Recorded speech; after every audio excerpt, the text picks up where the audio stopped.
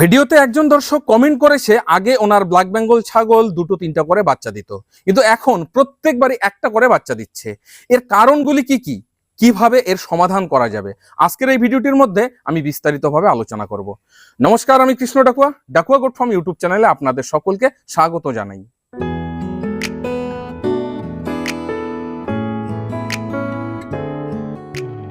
সাধারণত ব্ল্যাক বেঙ্গল ছাগল এমন একটি জাত যাদের প্রথমবার একটা বাচ্চা হলেও দ্বিতীয়বার থেকে দুটো তিনটা কিন্তু হামেশাই বাচ্চা হয়ে থাকে। অনেক ছাগল খামারিদের অভিযোগ আগে ওনার ব্ল্যাক বেঙ্গল ছাগল দুটো তিনটা করে বাচ্চা দিত, কিন্তু এখন থেকে প্রত্যেকবারই একটা করেই বাচ্চা দিচ্ছে।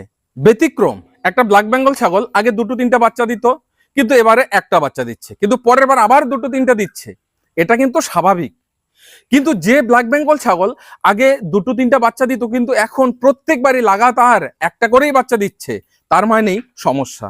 ছাগল বারবার একটা করে বাচ্চা দেওয়ার প্রধান কারণগুলি হলো শরীরে পুষ্টির অভাব, মিনারেলের অভাব, বারবার রোগে আক্রান্ত হওয়া, অতিরিক্ত মোটা বা অতিরিক্ত রোগা হয়ে যাওয়া, বারবার একই ব্রিডার দিয়ে ব্রিডিং করানো এবং ছাগলের অতিরিক্ত বয়স হওয়া। বিশেষ এই কয়েকটি কারণেই ছাগলের প্রত্যেকবারই একটা করে বাচ্চা হয়। যদি এক কথায় বলা যায়, ছাগল সময় মতো হিটে আসলেও তার ডিম্বাণু ঠিকভাবে পরিস্ফুটন হয় না।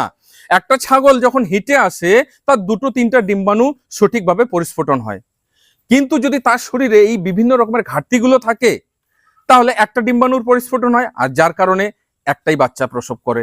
যখন কোনো মা ছাগল ঘন ঘন বিভিন্ন রোগে আক্রান্ত হয় বা ছাগলের অতিরিক্ত বয়স হয়ে যায়, তখন তার ডিম্বাশয় কমজোর হয়ে যায়, আর যার কারণেই একটা ডিম্বাণুর পরিস্ফুটন হয়, এজন্যই একটা বাচ্চা প্রসব করে।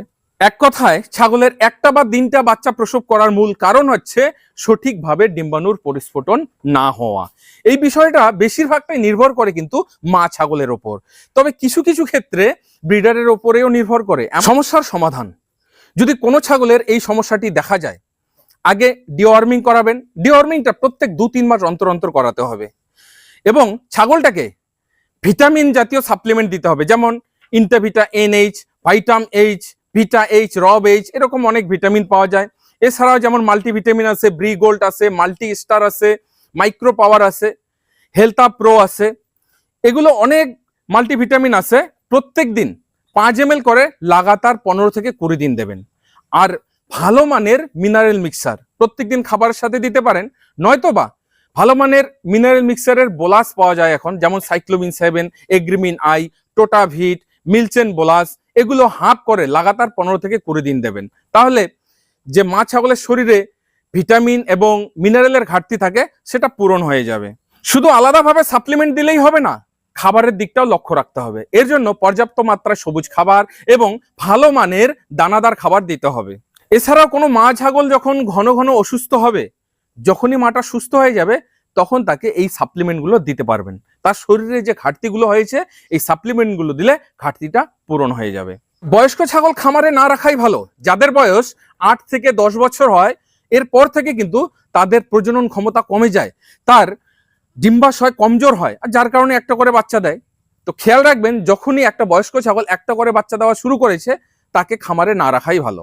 ব্রিডারের বিষয়টাও কিন্তু খুব গুরুত্বপূর্ণ।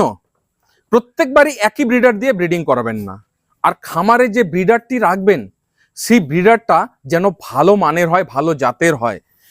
ওই ব্রিডারের মা কেমন ছিল, কতবার বাচ্চা দিত, কটা করে বাচ্চা দিত, দুধ কতটা দিত, তার উপর নির্ভর করে কিন্তু ব্রিডারটাকে রাখা উচিত।